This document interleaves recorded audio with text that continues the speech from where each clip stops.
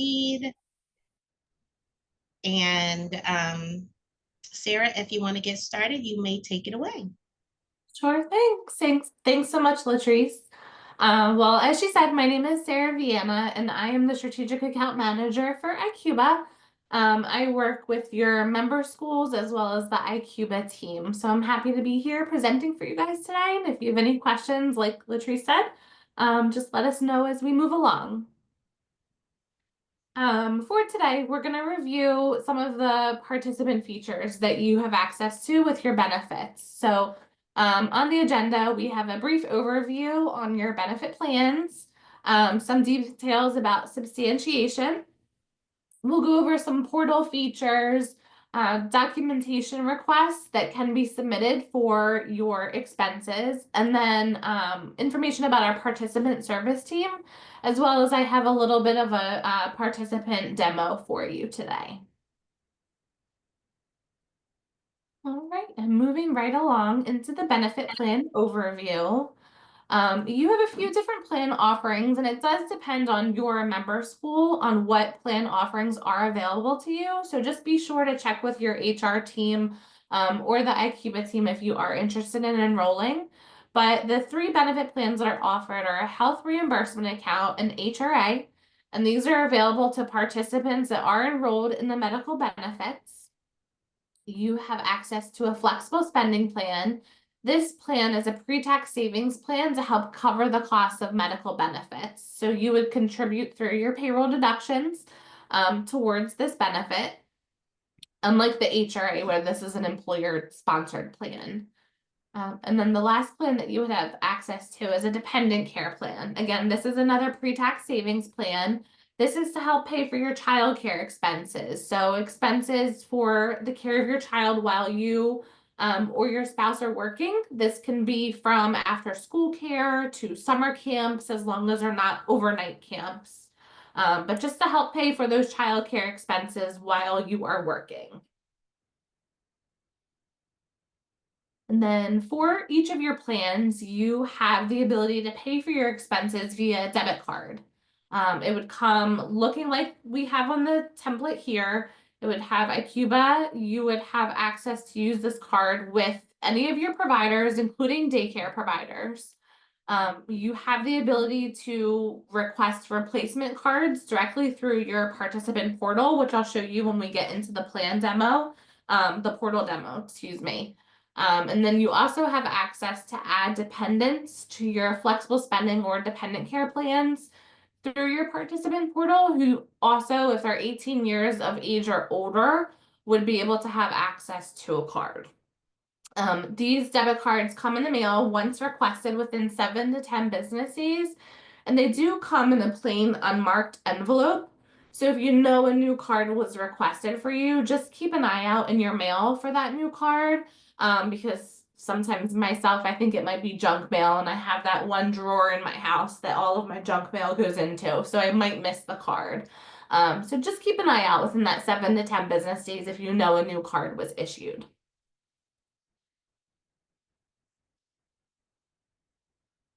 And moving right along to documentation requests. So we know when you use your debit card, we are required by the IRS to verify every single transaction that's rendered through these benefit plans. They do have guidelines and provisions around them that the IRS does put in place to make sure that the expense is a healthcare related expense or for dependent care services.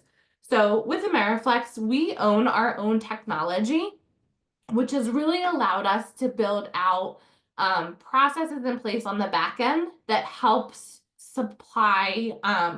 helps verify your transactions when using your debit card.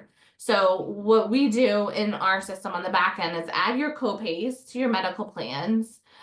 There's a system called IIAS that's set at your provider level. So if you go to the pharmacy, let's say a Walgreens or a CVS, and you bring up a whole bunch of items to the counter, and some of your items are like a pack of gum or a movie that they might have there. And then you have some medication that you're also trying to purchase or Band-Aids. if the cashier can ring up all of your items together, you'll get your one total. But before you pay using any other card, swipe your Ameriflex card first, because that card will process and approve for any of the items that are eligible under your plan. So your prescriptions, over-the-counter items, and any other healthcare items that are eligible to be paid through the flexible spending plans. You would swipe your card, confirm the amount. You don't have to know the total of the dollar amount that's being rung up. You would just hit yes to confirm the amount, and then your card will approve for everything that is eligible under your plan. And then you would just be asked to pay the difference in that amount with another form of payment. So the provider level sets up those different codings in their merchant terminal to know what is an eligible expense. And then when I go to our local Walgreens, whenever I'm picking up something and I want to know if it's going to be covered under my Ameriflex card, their little pricing tags will either say FSA eligible or over the counter, or it might say OTC.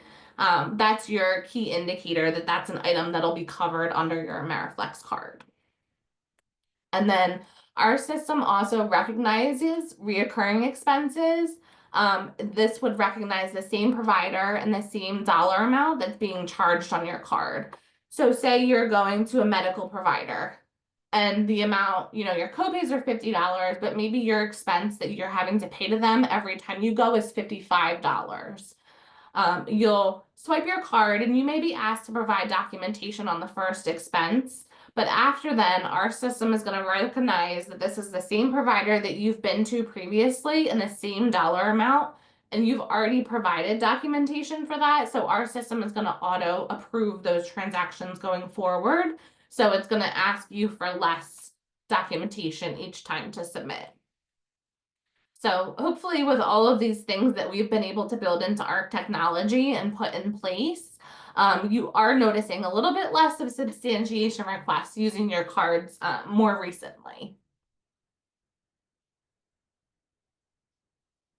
And then some frequently requested documents when you're using your cards. What you really want to do is hold on to a copy of your itemized receipt if you go to that pharmacy and make an expense.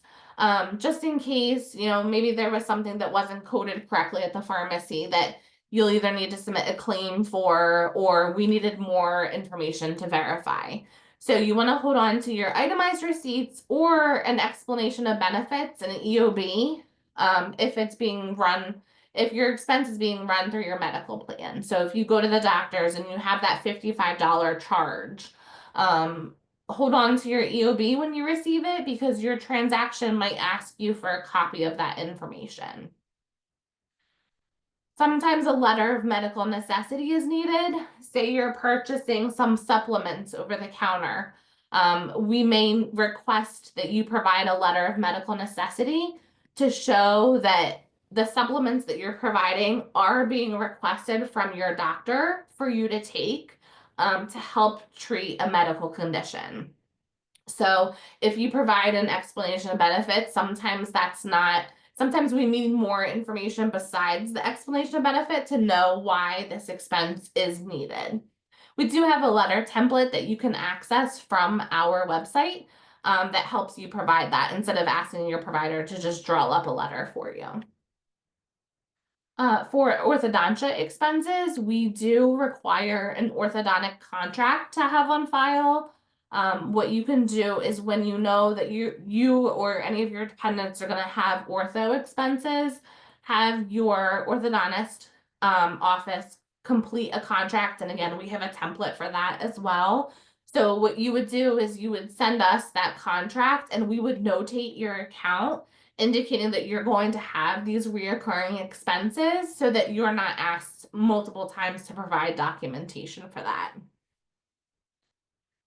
And then for dependent care claims, one of my suggestions with a dependent care account is anytime someone enrolls in the beginning of the plan year, you can use your debit card to pay for your daycare expense or pay your nanny, the summer camps, when the payment is needed, but you can also submit a dependent care claim in the beginning of the plan year. So say I enroll in a $5,000 dependent care account. I can ask my dependent care or my daycare to provide me a contract of services. So showing, their letterhead, who the services are being rendered for, how much my monthly payment is. And then I can submit that contract along with a claim to Ameriflex, either through my portal or manually. And what we would do is we would take that contract, make sure all of the information needed is on there, and then we would approve your claim but place it on an on hold status. So what that means with the dependent care accounts, your balance is only available as you receive contributions into the account. So we would approve that $5,000 claim, but then as I get my deposits, so say my per pay deposit is $250. Once I have a deposit that hits my Ameriflex account, I will then automatically have a claim generated and receive reimbursement for that. So it's kind of like a set it and forget it plan if you do the manual claim option. So you don't have to continuously submit the claim or even, make sure that you're paying your provider using your debit card. And the thing that's great with our online portal is you can request to pay your dependent care or your daycare provider directly. So those reimbursements can actually be sent directly to your daycare instead of being reimbursed to you if you wish. So it's a really good offering, an ability to have that easy claim reimbursement. And then I just have a picture here of an itemized receipt and all of the information that's needed. The letterhead from the provider, the participant's information, what services are being rendered. So this one shows it's an outpatient office visit and it's a copay. The date of service, the amount charged, and the total due, or all of the pieces of information that we would require on an itemized receipt. Any questions so far on any of the benefit plans or the documentation that is requested?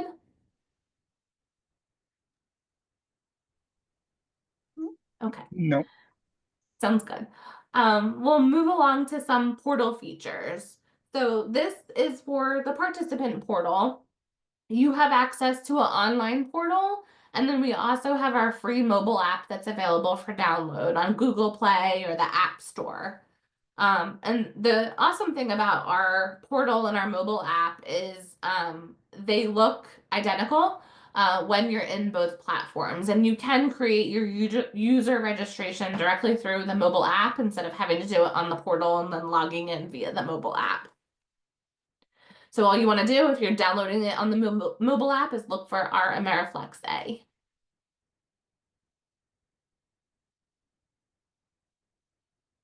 And on the online portal, in a few minutes, I'm going to do a portal demonstration, but you have access to, access to your account 24/7, viewing your account, tracking your spending. You can upload your documentation that's being requested right into your transactions, submit manual claims. You have access to our online help center, and then also to be able to order your replacement cards on the portal.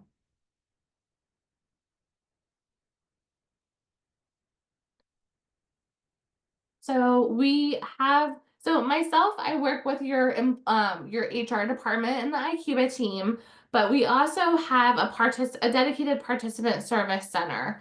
If you had any questions about your plans or just anything in general, you wanted to ask questions about eligibility, and you just wanted to speak with someone, we do have participant service team members available Monday through Saturday. But we also have the Ameriflex portal, your mobile app, which is 24/7, 365. To contact one of our participant service team members, you can do so via either an online chat, giving us a call, sending us an email. So we are available Monday through Friday, 8:30 to 9 Eastern time, and then Saturday from 10 to 2 p.m. Eastern time.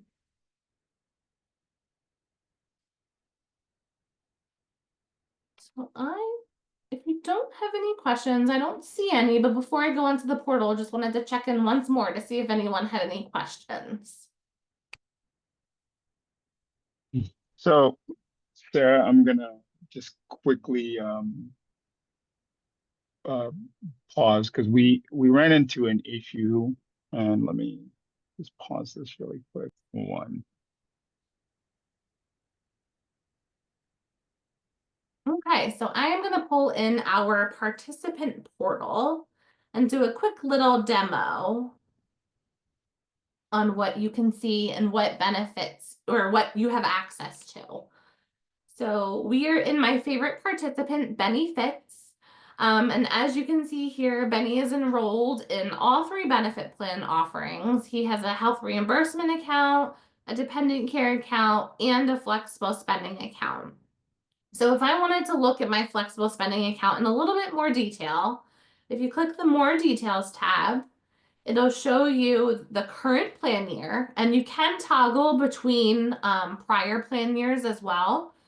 Benny is only enrolled in this current plan year, but it shows he has a $500 available balance because that's how much he elected for the year. Reimbursed to date, he hasn't done any disbursements from the account yet. And he has had a total payroll contribution of $57.69. Now, my benefit plan for Benny does have a grace period, so he can continue using his card until June 15th. These plan options may differ between member schools, so just take a look at that or ask your HR department what your plan offering options are. And the same thing for his dependent care account. I can see my available balance, my elected amounts, my contributions, and my disbursements. Now, if I wanted to view all of my transactions, that's what this little section is down below. And I can toggle between all accounts, or I can toggle between just my current accounts. So Benny was just enrolled in the dependent care account. So far he only received his election and then his first few contributions. If there were any card transactions or manual claims, you would be able to see them in here, which I'm going to show you a little bit further down. I don't have any claims on here yet. Oh, yeah, I do have a test claim. This is a denied claim though. So if you had a claim and you're like, oh, my claim got denied, you'd be able to click into the claim and find out, your claim was submitted for $100. And if it was denied or ineligible, it would have a reason here. The documentation that I submitted for this claim is not an itemized receipt. So back to the presentation, I do need to submit additional documentation, which is my itemized receipt from my provider, or an explanation of benefits would probably work.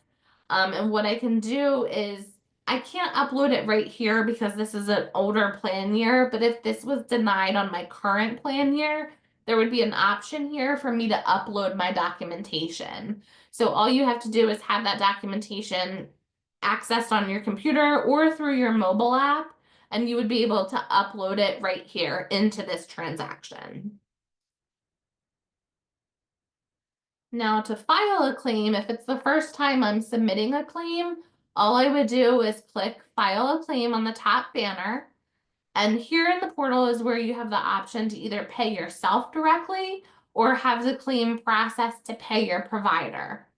Just going to select the pay provider information real fast just so I can show you. So the first step of submitting this claim is asking you for your provider's detail. So on the invoice that you receive or the statement that you receive from your provider, get that information off of there and enter their contact information in here, because this is where we would then send that payment for that pay provider claim.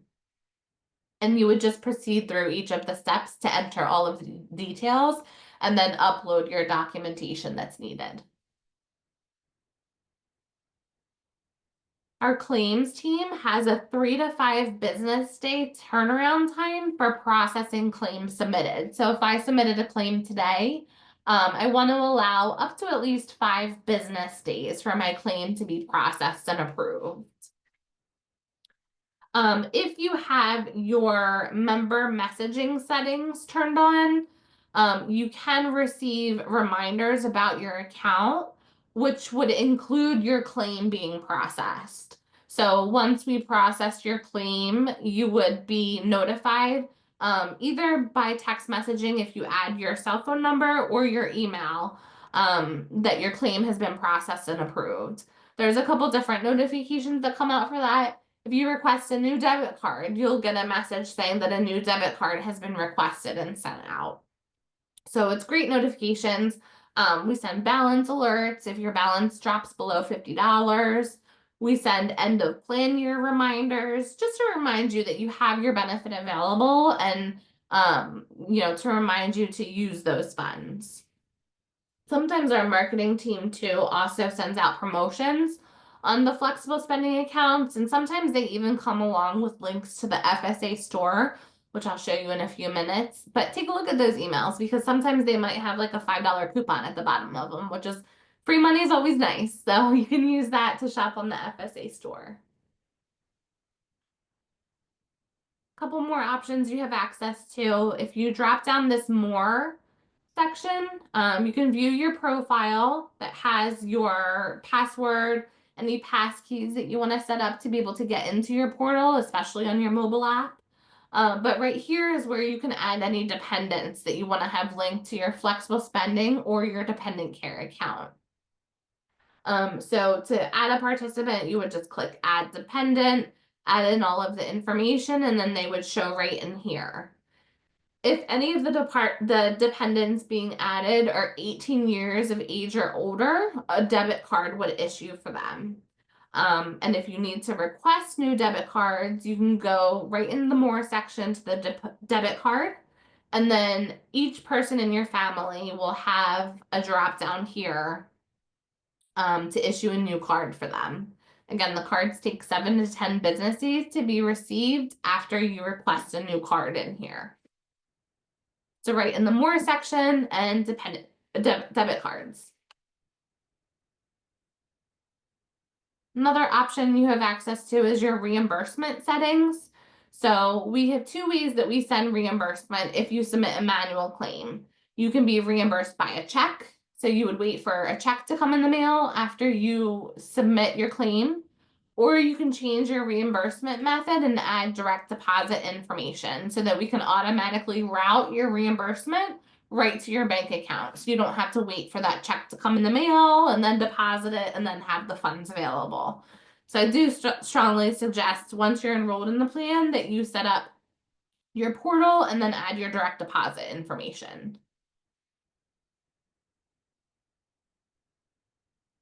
And then we already talked about the message settings, and then you do have access to statements that you can download if you needed a statement form for any documentation purposes for yourself.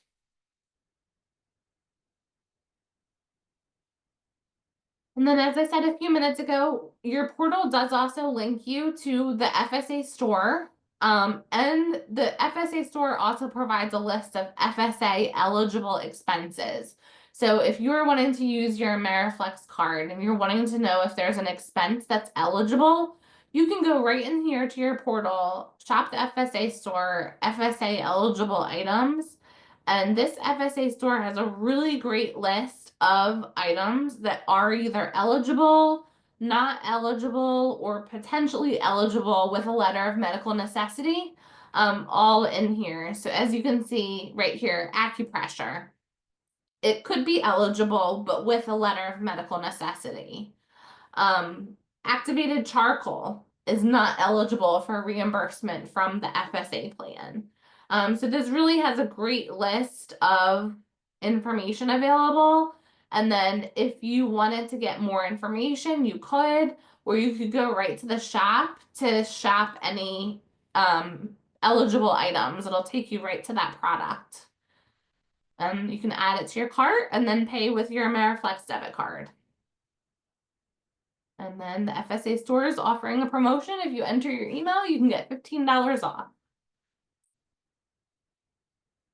So you can access all of that information directly from your Ameriflex participant portal.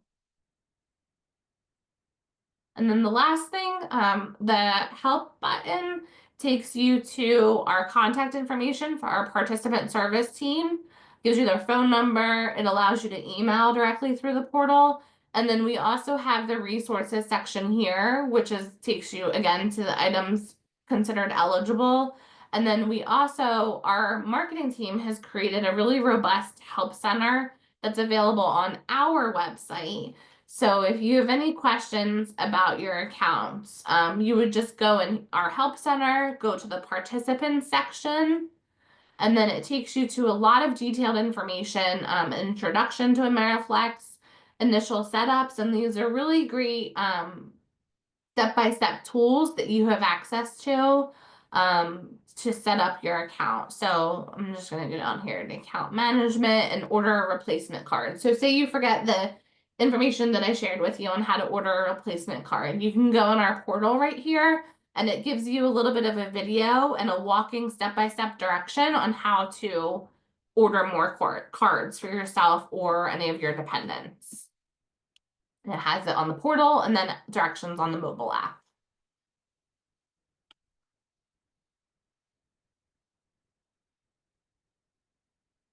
A little trick on our portal too, if you click our Ameriflex logo in the top left corner, it'll bring you right back to the home screen. It's probably one of my favorite things to share with people. All right, well, does anybody have any questions for me on the participant portal? No, Sarah, I think we're good. All right, perfect. Well, thank you very much.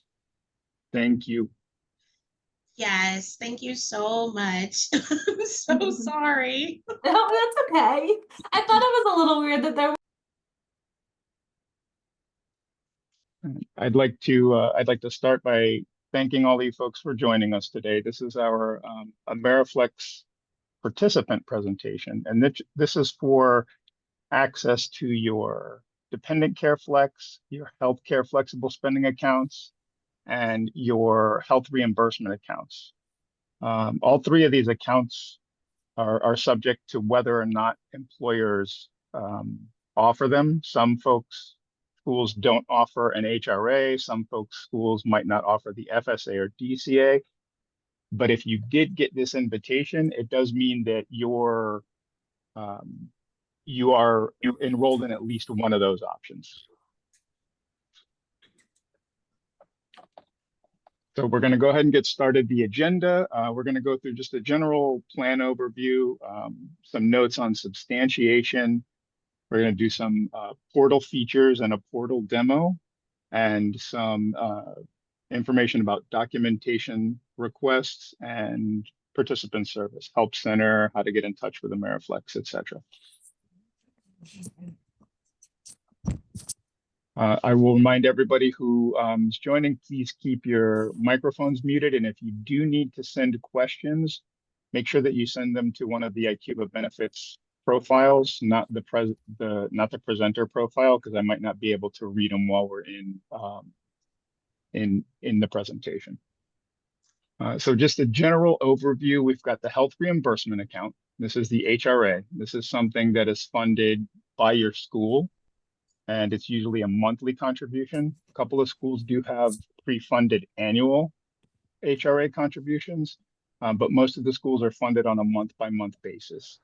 The flexible spending accounts, both the healthcare and the dependent care accounts, those are accounts that we contribute to on a pre-tax basis. So when we're newly hired or during annual enrollment, we make an election for those flexible spending accounts, and that election is deducted from our paychecks per pay period throughout the plan year.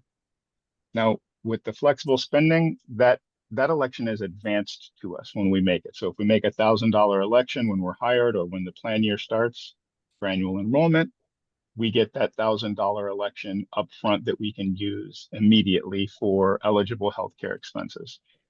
The dependent care is a little different. It's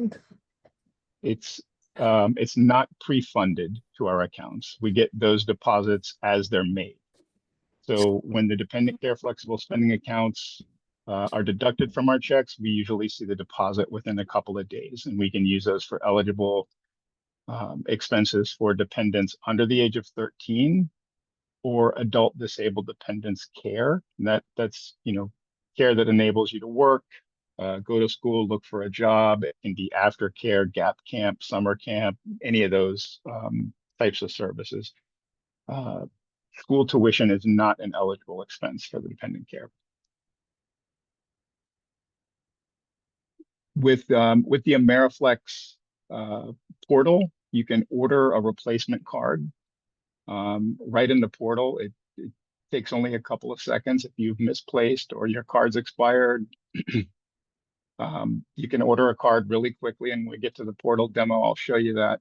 New cards generally arrive within 7 to 10 business days. If you haven't received your card within 10 business days of requesting it, log in and request a new one. It may have been lost in the mail. Somebody may have swiped the card, but it'll immediately cancel out that old card and it'll send you a new card. They are mailed in plain white envelopes. What happens a lot of times is folks don't open them right away or discard them thinking that they're junk mail, but they don't brand the envelopes because they don't want anybody to know what kind of card is in there. You can request cards for dependents up to the age of 18. I should say dependent children up to the age of 18. And if any cards are needed for younger children, you have to contact the Ameriflex Participant Services team. You have to send them an email, and in some cases, they are able to issue cards for dependent children under the age of 13. But you can request a card for your spouse or domestic partner through the same card request portal feature in the portal that I'll show you folks in a bit. One of the things that comes up a lot regarding FSA, flexible spending, both health and dependent care and HRA expenses are documentation requests. And Ameriflex has been doing a great job of administering automatic documentation requests. So we have a bunch of different mechanisms in place that will automatically adjudicate certain expenses.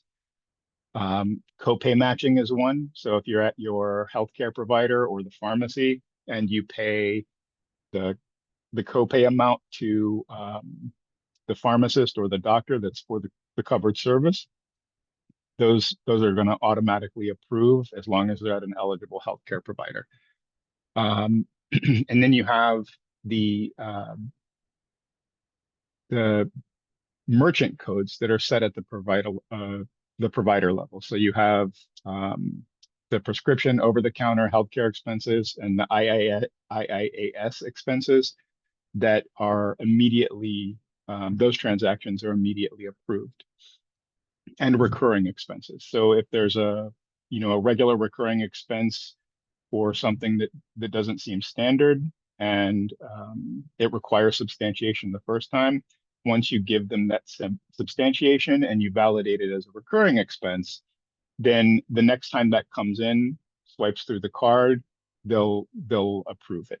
The only case where they might not approve it is if there's a variation in the price or if the merchant uses a different point of sale system or terminal to process it, then they might not catch it. But they're generally really responsive in getting stuff approved and making sure that there are as few barriers to using those funds as possible. And I'll take a quick break, just ask my fellow IQVIA benefits folks, are any questions come in, anything? No questions on my end, Josh. We're good. All right. Yep, you're good on my end as well. Thanks. Sweet. So frequently requested documents will be itemized receipts or the explanation of benefits. The EOB is probably the easiest one to give because it has all of the information that they need for an expense verification. In some cases, you might need a letter of medical necessity where there are certain FSA and HRA expenses that are approved but require if you go to the FSA store, for instance, you'll see eligible with LMN, letter of medical necessity. And it just means that your provider or pharmacist or whoever it may be providing your healthcare writes this letter of medical necessity for the expense. An important note that therapy or counseling that is used for general improvement of mental health without a medical diagnosis is generally not eligible. So keep that in mind if you have any of those expenses or anything's been denied for therapy or counseling. Orthodontic contract is required for orthodontia payments. The orthodontia contract is available online, and you can set up that process, give them all the information, and then as those orthodontia expenses come in, they'll continue to pay them. And then there's also the option to, for dependent care flexible spending, set up a recurring dependent daycare claim. And really quickly, that's like in a nutshell. Say you have a $4,000 daycare bill that's going to process every month. You can submit that claim, and as the funds are deposited and the expense becomes eligible, they'll go ahead and deposit the funds to your bank account or send you a check, whichever you have set up with an Ameriflex, so that you can receive those funds. Generally, and it's a good thing to keep in mind with dependent care flex, you can't pay for expenses until you've incurred them. So if you're trying to pay for expenses in June that you will incur in July, that charge may be and should be denied. You would be able to pay for expenses in June that you've incurred in June. And back to the itemized receipt, the image on the side of the screen shows the 5 items that are required to be listed on that itemized receipt in order for it to be considered valid. You need the provider's name, the type of provider, you need your information, name, address, etc. The services rendered, what they were for, the date of service, and the total amount charged. And that should do it for your itemized receipt. But again, remember, co-pays and those pre-approved expenses, they generally don't require any itemized receipt. It's always a good idea to hang on to one in case you need it, but most providers will give you one after the fact if you do. Any questions in the chat? No, sir. Awesome. One of mine does say, are weight loss injections covered, Zepbound and zero semaglutide? If they're prescribed, they could be covered as an eligible medical expense. You might need a letter of medical necessity because generally, weight loss does have certain comorbidities, hypertension, obesity, type 2 diabetes. If there are other conditions present, then it could be an eligible expense. It could be, but it's not 100% that it would be.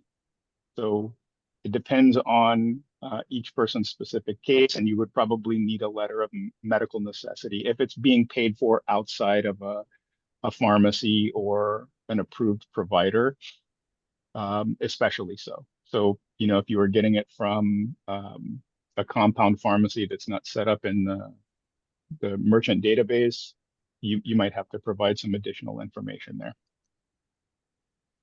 And I'm going to just put this for a second and pop into the portal. So hold on, let me just double check. I want to make sure that I didn't jump ahead on my portal. Yeah, I did. I jumped ahead.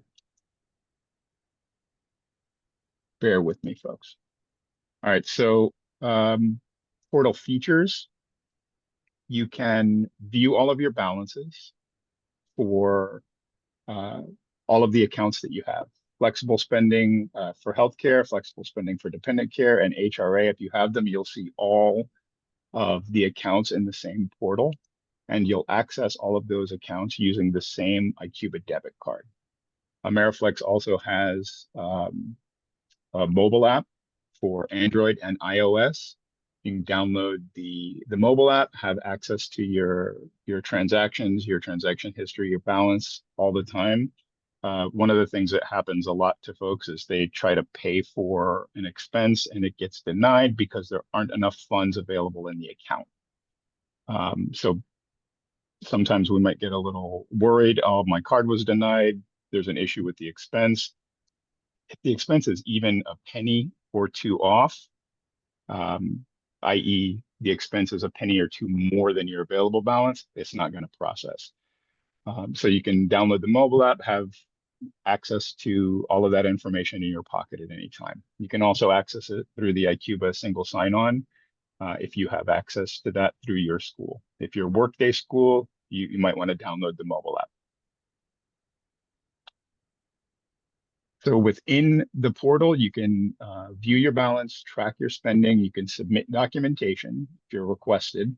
You can submit reimbursements for out-of-pocket expenses that you might have paid with another form of payment as a provider or through mail order. Some providers don't accept flexible spending cards. They don't accept those as forms of payment. It's very rare, and oddly enough, I just had one come up today. It's probably the first one I've seen in 3 or 4 years where the provider just does not accept FSA cards. So if you have to pay for those expenses, you can submit for reimbursement. You can access the FAQs, order replacement cards, add your dependents, and a lot more. And when I get into the portal, I'll show you where you can do all of that stuff. Participant service assistance. This is the ways that you're going to contact Ameriflex. Of course, you can initiate through the portal 24/7 and through the mobile app. So you can go through IQVIA benefits, the single sign-on there, or log in directly to Ameriflex, use the app.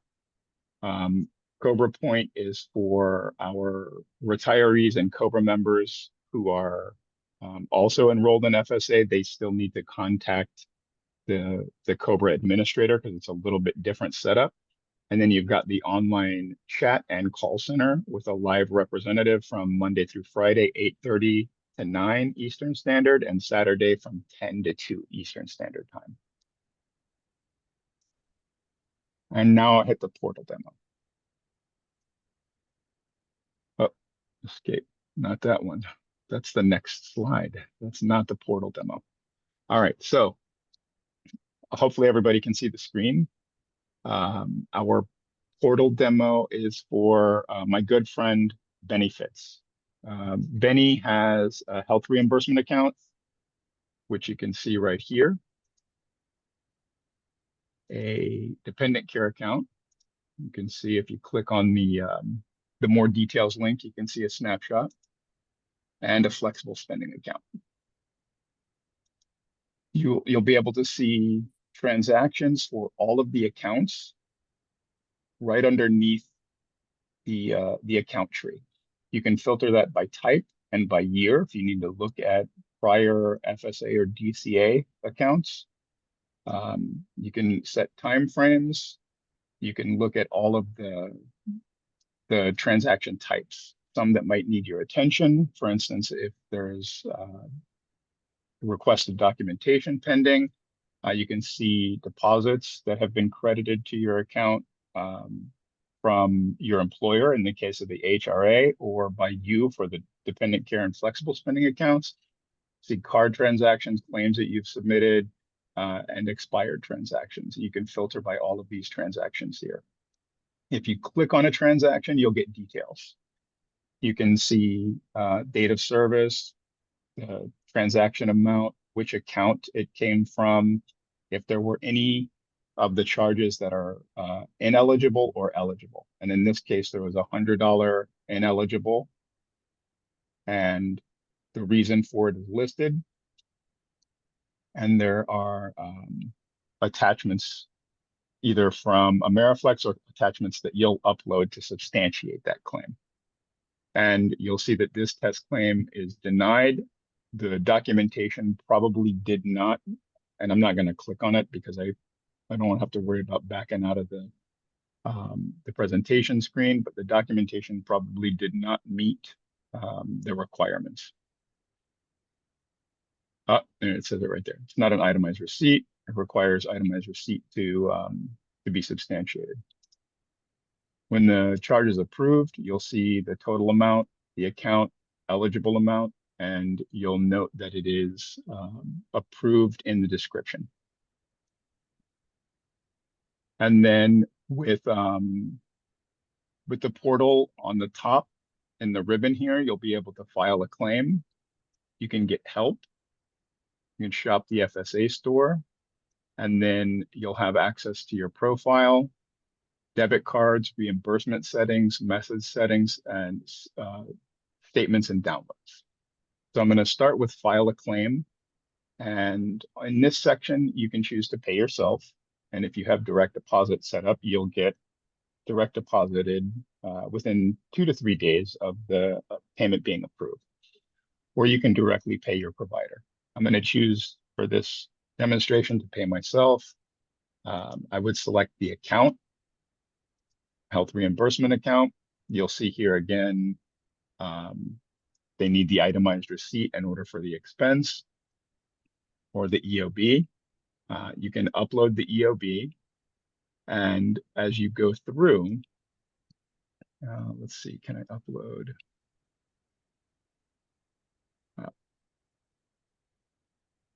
Actually, I'll go ahead and skip that one. I'm not going to go through the whole process. The next section in the ribbon is the help section. This is the numbers that you can call for customer service, information, email, call. You can view a list of eligible items and get a direct link to the help center, which is this section. And there are a ton of FAQs here. So you can search the FAQs right in this section. If you need to replace your card, search, it'll bring up relevant answers for the question that you're trying to get an answer to. You can, like I said, do the email and get additional information on how to contact. The FSA store, this is where I was mentioning earlier, where you might see eligible items with letters of medical necessity. So let's see if we can find any right off the top. There we go. So acupressure is a good example, and hopefully you folks can see this okay, but we'll expand that a little bit. So acupuncture can be eligible, but it requires the letter of medical necessity. And it'll give you the explanation in the FSA store. These are the same requirements that are used by Ameriflex for which expenses are eligible, ineligible, or require a letter of medical necessity. This all ties back to the IRS Section 125 rules on what you can and can't purchase. And you can look for any eligible expenses here by category. So you can do FSA, dependent care FSA, or HRA. For IQVIA, the HRA and the FSA, they're set up exactly the same.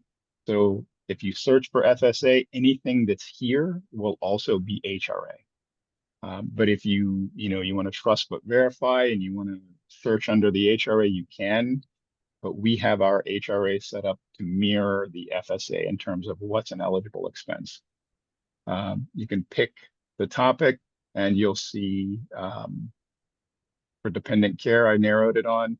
You can see the things that are and are not eligible: adult daycare, after school programs, agency for child care, and this is again where the dependent care is for care expenses. The healthcare flex, that can be used for any eligible dependents in your family, even if they're not covered under your medical plan. So your dependent children, you can use your FSA funds for their expenses. But the dependent care has to be for an eligible dependent. That's a child under the age of 13 or an adult disabled dependent.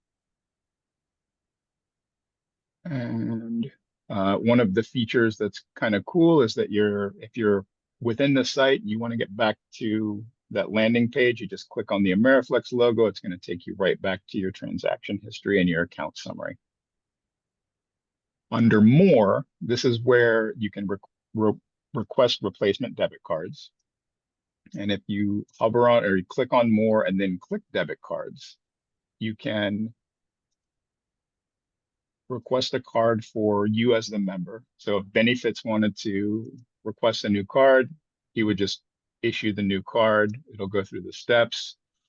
And we purposefully set Benny to not be 18 so that he can't, because it's a test account. We don't want Benny getting cards. Want to add a new dependent. This is the section where you would add dependent children who are 18 or your dependent spouse or domestic partner. So your first name, last name, it's going to ask for their social, which is required, date of birth, gender, and dependent type. Add the dependent, and then they will be issued a card, and you can manage their card access here. Reimbursement settings. This is where you can change the reimbursement method. Currently, Benny is set up to be reimbursed by check. If I wanted to change the reimbursement method to my bank, this is the button that I would click.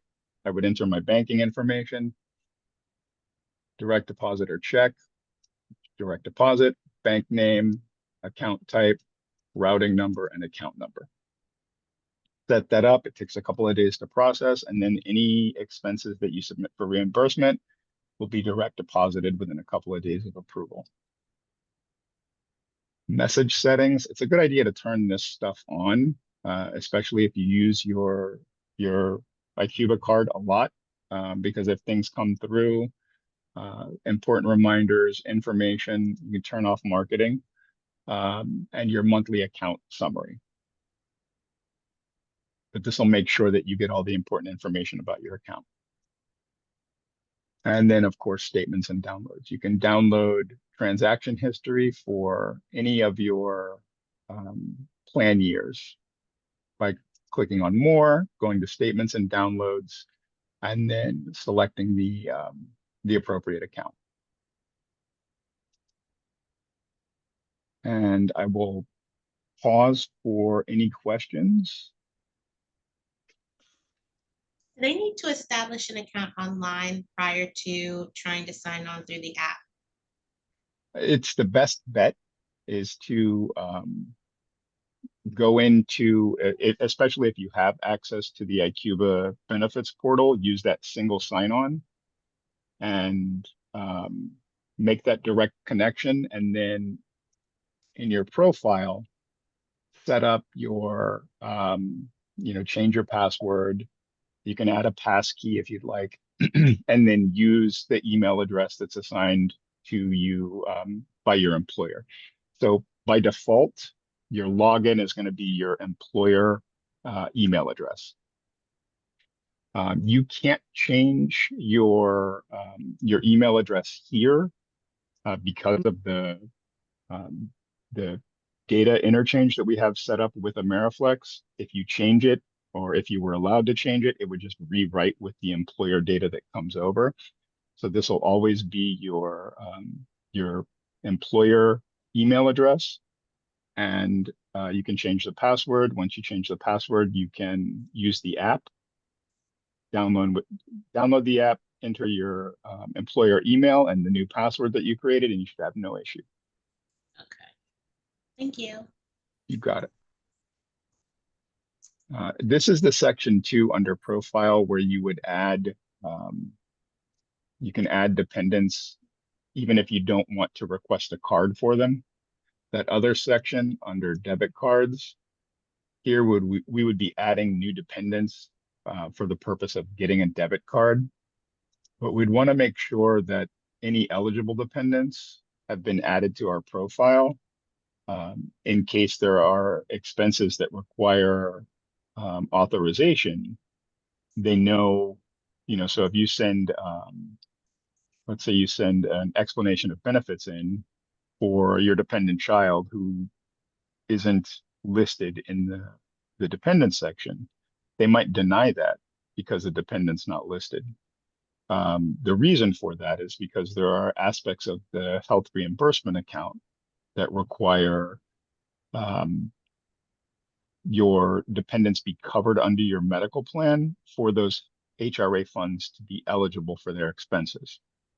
So if your dependent's not covered under your medical plan, you're not eligible to use the HRA funds for their healthcare expenses. The FSA funds you can, the healthcare flex funds.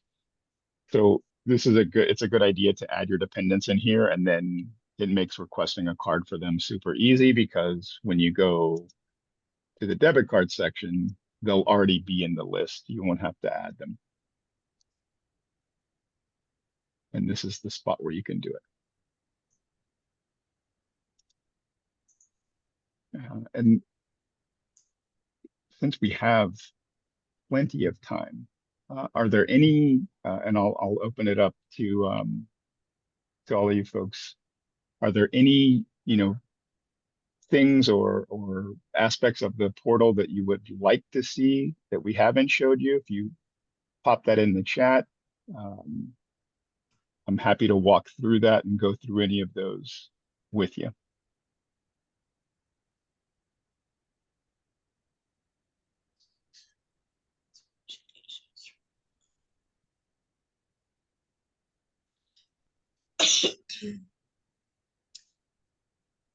I don't see any in my comments. Just a few questions. To order from the FSA store from this site, do we need to send an itemized list of what we buy, or will it already be generated?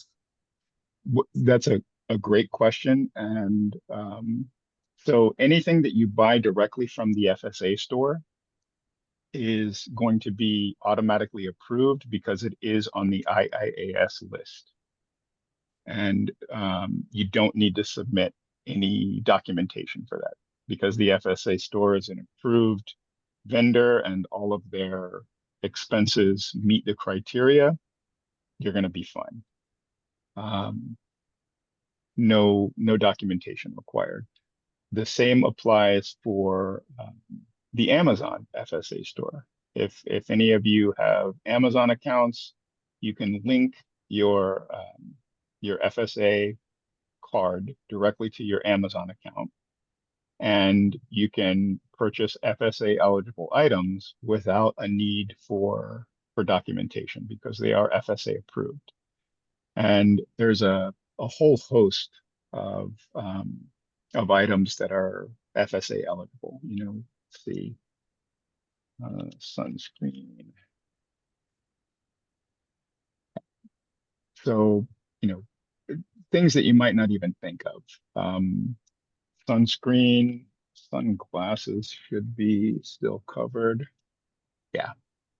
So prescription sunglasses or glasses that are made at an optometric dispensary, not like Sunglass Hut in the mall, but if you get your sunglasses from lens crafters and they have, the polarized lenses for the health and safety of your eye, they can be covered using FSA or HRA expenses. So if you have an expense, it's a good idea to check here because it could be covered. And why not use those pre-tax funds or those employer provided funds? And on that note, it just made me think of, one of the benefits of the flexible spending account. With the HRA account, it's an employer funded account. And, that's a no-brainer on what the benefits are. But with the flexible spending accounts, there are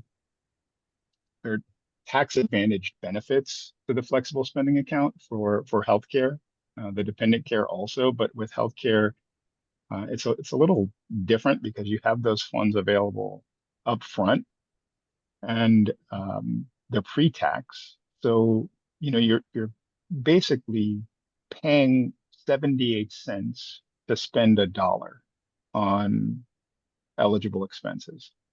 You save about 22%, could be a little bit more, could be less. 22, 24% nominal tax rate is what you save with the FSA election. So it's only costing you 78 cents on the dollar to spend the dollar, roughly 75, 78 cents. So if you know you have $1,000 of healthcare expenses or $1,500 and healthcare expenses, glasses, contact lenses, monthly prescription medication, it's a safe bet to go ahead and elect that flexible spending, have access to those funds up front, and then if something happens, right away and you need to go to the emergency room or there's other medical emergency, you can use them because you have them advanced and you don't have to worry about coming out of pocket for those expenses. And that's just an important thing to keep in mind for the flexible spending accounts. And I think that just about wraps up the presentation, unless there are any more questions. I have a question Sure. about retirement. So does the HRA card stay with you after you retire, or does the content go back to the company? The HRA is considered a vested benefit if you've been enrolled in a medical plan for 36 continuous months. So if you've been enrolled in medical for 36 months with IQUBA before you retire, then you would be able to use those funds after you retire. Okay, thank you. Very welcome. Flexible spending accounts are use it or lose it benefits. Those have to be used within the plan year plus the grace period. So with flexible spending, you have from April 1st of, let's say, 2025 until March 31st, 2026 to use the funds. And then you have an additional 2.5-month grace period to incur claims. So you can incur claims from April 1, 2025 through June 15th, 2026. And then you have an extra 15 days to submit any unclaimed FSA or DCA expenses. Okay, I am a little backed up. So I did have a question with regard to the expiration date showing on her card being 2026. However, she sees that she needs to go ahead and use the funds.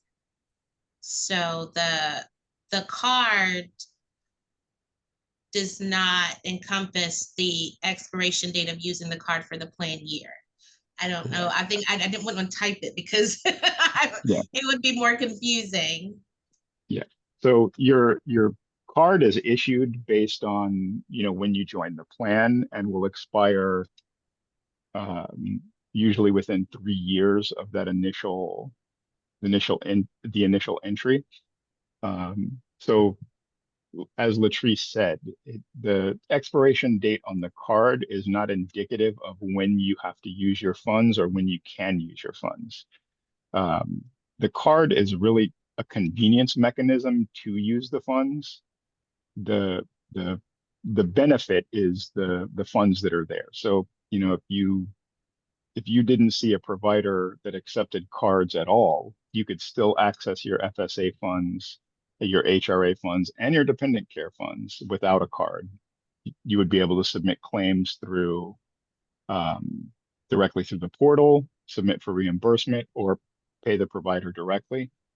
But yeah, your physical debit card, if if it's gonna expire, December 2026, and we're in the plan year that started 4/1/2025, you have until June 2026 to use those funds. The expiration date on the card doesn't determine when or how you can use the funds, unless of course your card is expired, then you can't use the card for them. But you still have access to the funds. You just need to request a new card. And one question with regard to tax responsibilities. Is there anything we have to do or mark for IRS purposes at the time of submitting taxes with regard to their HRA or FSA accounts? No, these are already pre-tax benefits and they're reported on your W-2 as such. So you cannot, the only thing that you should be aware of is that you can't double dip. So if you elected $3,000 in flexible spending and you had $3,000 medical expenses, you're paying for that with your flexible spending account. You can't then claim those same expenses as healthcare expenses on your taxes because they've been paid for with pre-tax dollars. Same applies for the HRA. There's no tax implication there. So if you're paying for healthcare expenses with HRA funds, you can't claim those expenses as eligible expenses for purposes of filing your taxes.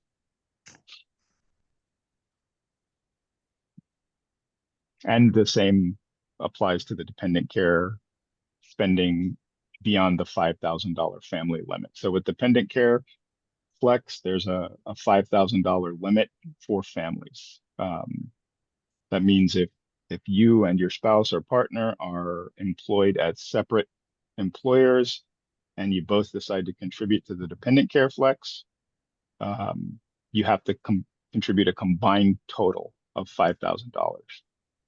If you're just going to do it, your limit is $5,000. Any expenses beyond the $5,000 could be eligible for, you could file those expenses, submit those expenses when you file your taxes.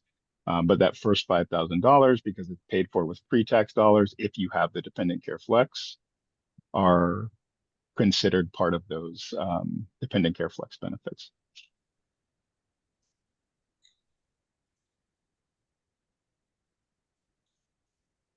Okay. Let me see. Hey, Josh, I have a very specific question here. Are shockwave therapy treatments covered for plantar fasciitis? I'm gonna say yes. What do you think? Well, I'm gonna say, what's it called? Shockwave? Yeah, shockwave.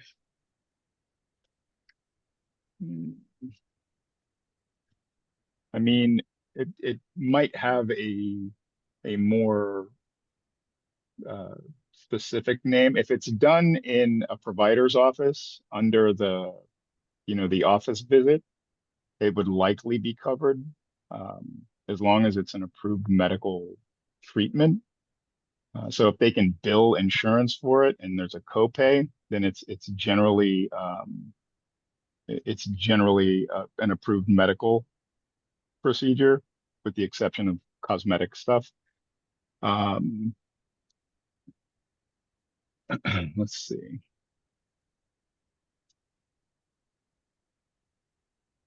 I'm not seeing anything else come up. It's likely, but may require a letter of medical necessity. Is it the same as electroshock, maybe?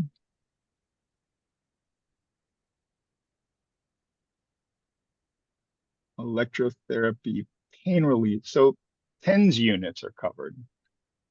So if it's similar to, something that's administered like via TENS or one of those electrotherapy pain relief devices, then probably. But worst case scenario is submit the expense for reimbursement, and if they require a letter of medical necessity, your provider sends one and it's approved, great. If they deny it, you're no worse for the wear. You don't have any penalty for a denied claim. Thank you.